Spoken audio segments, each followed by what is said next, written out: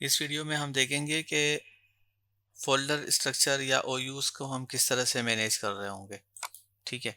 क्योंकि जो Kaspersky security centre है, इसकी जो पॉलिसीज़ हैं, वो ओयू बेस लग रही होती हैं। तो उसके लिए हम क्या करेंगे, मल्टीपल अगर हमारे एनवायरनमेंट में मल्टीपल वेरिएंट्स हैं, तो हम मल्टीपल पॉलिसीज़ क्रिएट करनी होंगी उसके लिए। तो ओ पॉलिसीज़ मल्टीपल ओयूज़ पर लगेंगी इस तरह के केस में, तो मल्टीपल ओयूज़ भी क्रिएट करने होंगे ऑर्गेनाइजेशनल यूनिट्स।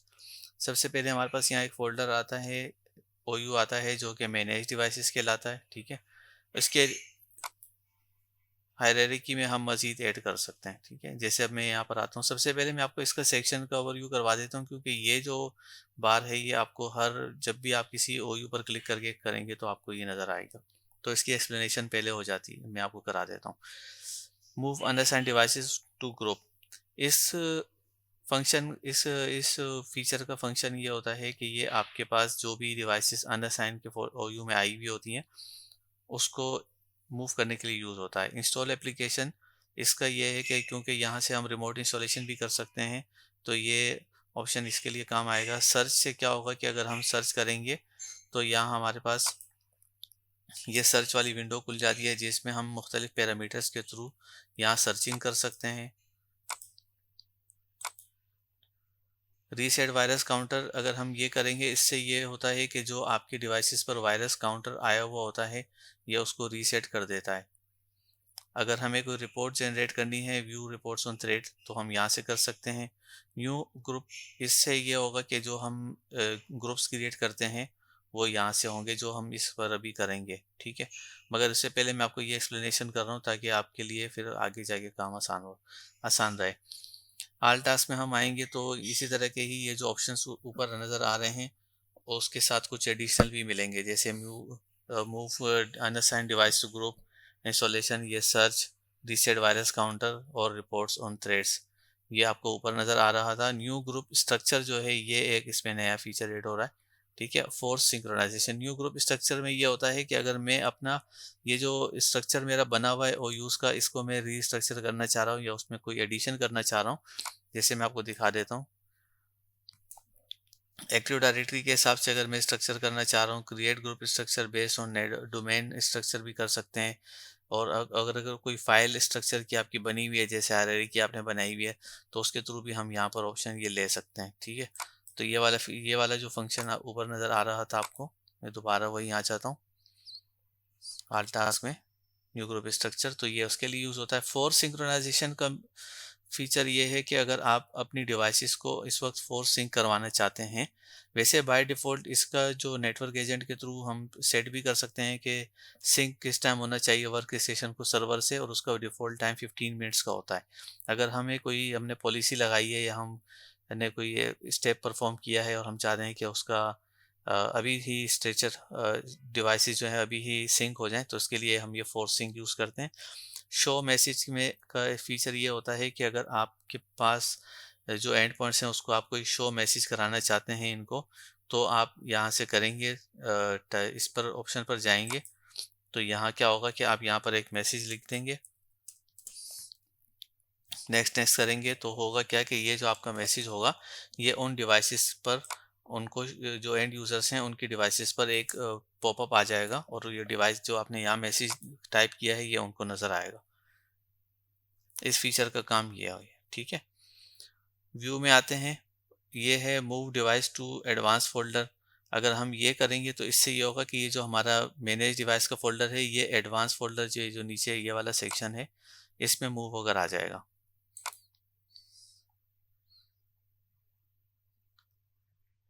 और अगर हम कस्टमाइज में जाते हैं, तो ये हमारे पास जो हमारा एमएमसी कंसोल है, इसके फीचर सेट को कस्टमाइज करता है, ठीक है? जैसे मैंने ये लिया, अगर मैं डिस्क्रिप्शन पार कर रहा हूँ तो ऊपर ये डिस्क्रिप्शन आ रही है। अगर हम एक्शन पेन लेते हैं तो साथ में आपको एक्शन पेन भी नज़र आने शुरू हो जाता है। तो ये जो हमारा कंसोल है, इसको व्यू सेक्शन ये हमें सेटअप करने के लिए फीचर्स देता है। इसके बाद हम आते हैं यहाँ पर, रिफ्रेश से रिफ्रेश होगा, और अगर प्रॉपर्टीज़ लेंगे तो हमारे पास ये जो जिस ओयू पर ये मैंने क्लिक किया था, ये उसकी प्रॉपर्टीज़ हमें शो कर रहा है, ठीक है? जैसे ये उसका टाइम वगैरह वो बता रहा है अपना, क्रिएशन का टाइम बता रहा है और फोल्डर का नाम बता रहा है।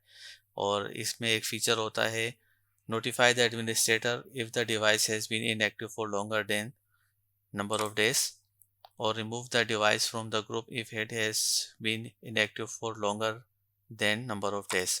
इन दोनों फीचर्स में ये होता है कि अगर कोई भी डिवाइस आपके पास इतने दिनों में तक कनेक्ट नहीं हुई है, जो भी हम यहाँ मॉडिफाई करते हैं, लेट सपोज यहाँ 7 है, तो अगर 7 डेज तक कोई भी डिवाइस हमारे पास कनेक्ट नहीं होती है, तो ये क्या करेगा, एक नोटिफिकेशन आपके एडमिनिस्ट्रेटर के पास आ जाती है।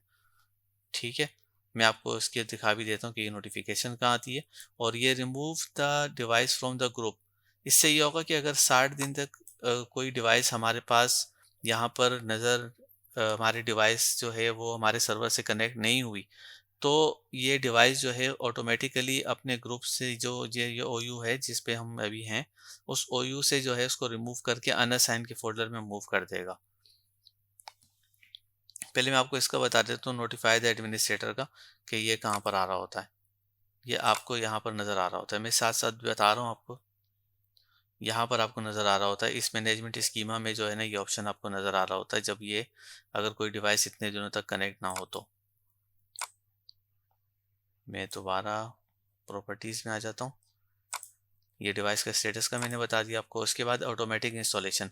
ऑटोमेटिक इंस्टॉलेशन से ये होता है कि जो भी एप्लीकेशंस आपके इसमें इस ओयू पर ऑटोमेटिक इंस्टॉल करना चाहते हैं, तो वो आप यहाँ से कर सकते हैं। ठीक है, इसका फ़ायदा ये होता है कि अगर आप ये चाहते हैं कि कोई भी डिवाइस अगर ओयू में है, तो उस पर ये स्पेसिफिक एप्लीकेशन बाय डिफ़ॉल्ट खुद ब खुद इंस्टॉल हो जाए, तो वो हम यहाँ से सेट कर सकते हैं। ये डिवाइस स्टेटस का इसमें आपके पास नज़र आ रहा है पैनल। इसमें ये होता है कि जो डिवाइस के ऊपर मुख्तलिफ इवेंट्स हैं, उसकी बेस पर जो है ये आपको क्रिटिकल और वार्निंग मार्क कर रहा होता है। उसकी सेटिंग आप यहाँ से कर सकते हैं। रिवीजन हिस्ट्री जो है, इससे ये मुराद है कि जो भी इस पैनल पर अभी जो मैंने एक प्रॉपर्टीज़ खोली हुई हैं, जो भी एंड यूज़र इस पर कोई चेंजेस करेगा, तो उसकी रिवीजन हिस्ट्री यहाँ पर मेंटेन हो रही होती है। ठीक है, यहाँ ये भी हो सकता है कि अगर आपने किसी ने सेटिंग की है, लास्ट टाइम कोई सेटिंग मॉडिफाई की है, तो आप यहाँ से देख सकते हैं कि किस यूज़र ने इस पे मॉडिफाई किया था। और अगर आप कंपेयर करना चाहें तो वो भी कर सकते हैं, और अगर फिर उसको रोल बैक करना चाहें, तो वो सेटिंग हम रोल बैक भी कर सकते हैं यहाँ से।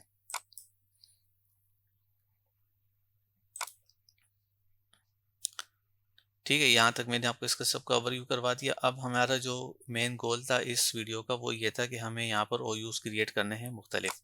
तो हम यहाँ पर क्लिक करेंगे ग्रुप पर, यहाँ हम नाम देंगे। फॉर एग्जांपल अगर मैं ये कराची ऑफिस कर रहा हूँ, तो मैं इसे कराची ऑफिस कर देता हूँ।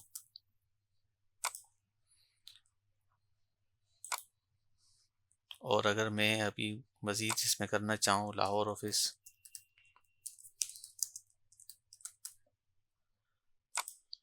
ठीक है। अब ये होगा कि अगर मैं इसके सब सेक्शन बनाना चाहता हूँ, जैसे ये कराची ऑफिस है, कराची ऑफिस के अंदर अगर मुझे एक ओयू और चाहिए जो कि डिफरेंट होगा आईटी डिपार्टमेंट के लिए, और मैं इसी में ही एक और ओयू क्रिएट करना चाहूँ फाइनेंस के लिए, तो ये हम इस तरह से ओयूज क्रिएट कर रहे होते हैं। ठीक है, सेम प्रैक्टिस हम यहाँ पर भी कर सकते हैं। ठीक है, अगर हम जैसे मैंने आईटी क्रिएट किया, अगर आईटी के अंदर मज़ीद हमें हायरार्की क्रिएट करनी है, तो यहाँ से मज़ीद भी क्रिएट हो सकती है। अगर मैं यहाँ पर नेटवर्क करना चाहूँ, तो ये नेटवर्क आ जाएगा। और अगर मैं इसी के साथ